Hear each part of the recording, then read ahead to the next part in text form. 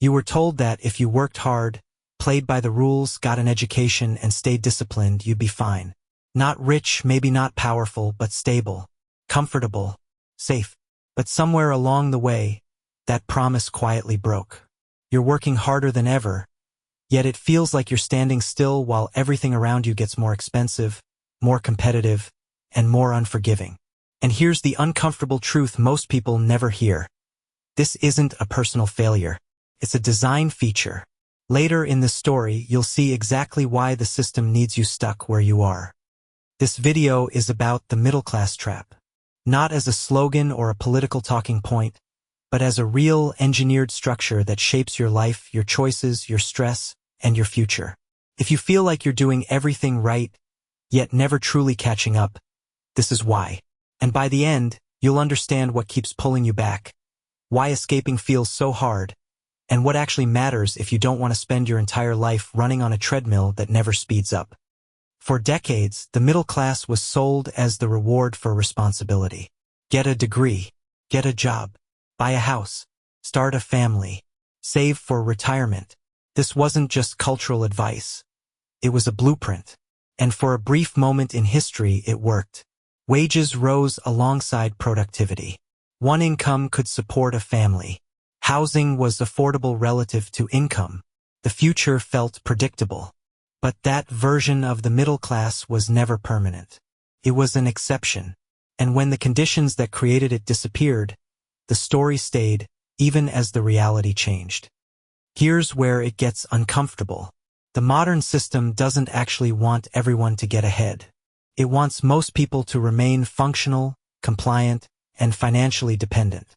Not desperate enough to revolt, but not secure enough to opt out. Think of it like a pressure zone.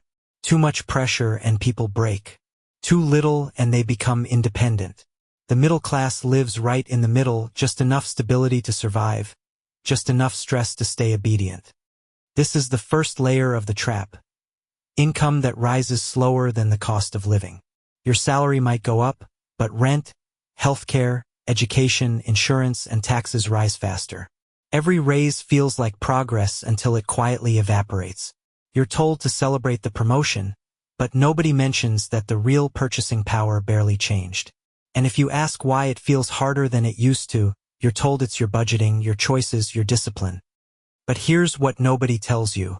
The system shifted from rewarding labor to rewarding ownership. If you earn money by working, you're playing one game. If you earn money by owning assets, you're playing a completely different one. The middle class is taught to focus on income. The wealthy focus on equity. One is taxed heavily and capped by time. The other grows while you sleep. This is the dangerous part. Most middle-class wealth is trapped in illiquid assets, especially the family home. You're told that buying a house is the smartest financial move you can make. And in some ways, it is. But it also locks you in. Your savings become walls and a roof. Your job becomes mandatory, not optional. Miss a few paychecks and everything unravels. The house isn't freedom. It's leverage, and not in your favor. Debt is the second layer of the trap. Not reckless debt, but socially approved debt.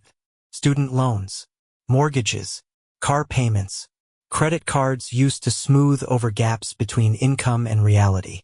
This kind of debt doesn't make you feel irresponsible. It makes you feel normal, but it quietly dictates your decisions. You can't take risks. You can't step away. You can't easily say no. You are free, but only within very narrow boundaries. Ask yourself this question. If you lost your income tomorrow, how long could you maintain your life? A month? 3? 6? For most people, the answer is terrifyingly short. And that's not an accident. A population with no margin has no leverage. This is what keeps people showing up to jobs they hate, tolerating conditions they wouldn't otherwise accept, and postponing the life they were promised until some vague future that never arrives. But here's where it gets even more revealing. The middle class isn't just an economic category. It's a psychological one. You're encouraged to identify with stability, respectability, and normalcy. You're taught to fear falling down more than you're encouraged to climb up. Risk becomes irresponsible. Security becomes sacred. And once fear of loss dominates your thinking, the system doesn't need to restrain you. You restrain yourself. This is the turning point. The system doesn't rely on force. It relies on incentives and anxiety. Middle-class success is defined narrowly. Steady job, steady payments, steady consumption. Deviate from that path and you're labeled reckless. Stay on it and you're praised as responsible even if you're exhausted, anxious, and quietly falling behind. Let's talk about time because this is where the trap tightens. Middle-class wealth accumulation is linear. You trade hours for money. You save a portion. You invest modestly. Progress is slow and fragile. One medical emergency, one layoff, one family crisis can wipe out years of effort. Meanwhile, asset-driven wealth grows exponentially. It compounds. It benefits from scale. It is protected by systems designed to preserve it. And this leads to a brutal realization. The rules you're taught are not the rules at the top. They are survival rules, not wealth rules. Budget carefully. Avoid risk. Work hard. Save consistently. These are excellent ways to remain stable. They are terrible ways to break free. But here's what nobody tells you out loud. The system needs a large, skilled, educated middle class to function. It needs managers, professionals, technicians, administrators. It needs people who are smart enough to keep everything running, but constrained enough not to disrupt the hierarchy. If everyone moved into true financial independence, the entire structure would wobble. This is why the middle class is constantly squeezed from both sides. From below, there is fear of falling into insecurity. From above, there is a ceiling enforced by rising costs, limited upside, and systemic barriers. You're always climbing, but the ladder keeps getting taller. Now think about inflation. On paper, it's a technical phenomenon. In reality, it's a silent tax on people who live on wages. Assets adjust. Debt gets cheaper in real terms, but cash savings lose value. If most of your financial life depends on income and savings, inflation erodes your future quietly year after year. You're told it's normal, temporary, under control, yet somehow it never seems to fully reverse. This is the moment where people start to feel something is wrong but can't quite articulate it. They work more. They hustle harder. They optimize productivity. They listen to advice about waking up earlier, grinding more, sacrificing now for later.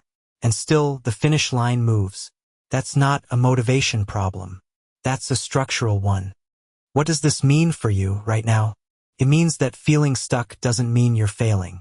It means you're responding rationally to a system designed to limit upward mobility without appearing oppressive. It rewards compliance, not escape. It offers comfort, not freedom. This is where the story reaches its peak tension. Because once you see the trap, you can't unsee it. You start noticing how every safe path is heavily taxed, regulated, and monitored, while scalable paths are protected, subsidized, and optimized for those who already have capital. You see how risk is moralized for the poor and normalized for the rich. You see how education teaches obedience before independence. The hardest truth is this. The system doesn't collapse when you struggle. It collapses when too many people stop believing the story. When they stop assuming the game is fair. When they start asking different questions, not just, how do I work harder? But, why is the reward structured this way in the first place? This doesn't mean there's an easy escape. There isn't. The middle-class trap is powerful precisely because it offers just enough comfort to delay action, just enough fear to discourage risk, and just enough hope to keep you waiting. But awareness changes the equation. Once you understand the mechanics, you can stop blaming yourself for outcomes that were never fully under your control. The real takeaway isn't despair. It's clarity. Stability is not the same as security. Income is not the same as wealth. And comfort is not the same as freedom.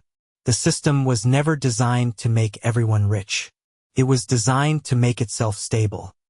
If this made you uncomfortable, that's a good sign. It means you're paying attention. And if you want to keep understanding how these invisible structures shape your money, your choices, and your future, stay with us. This story isn't over. It's just beginning.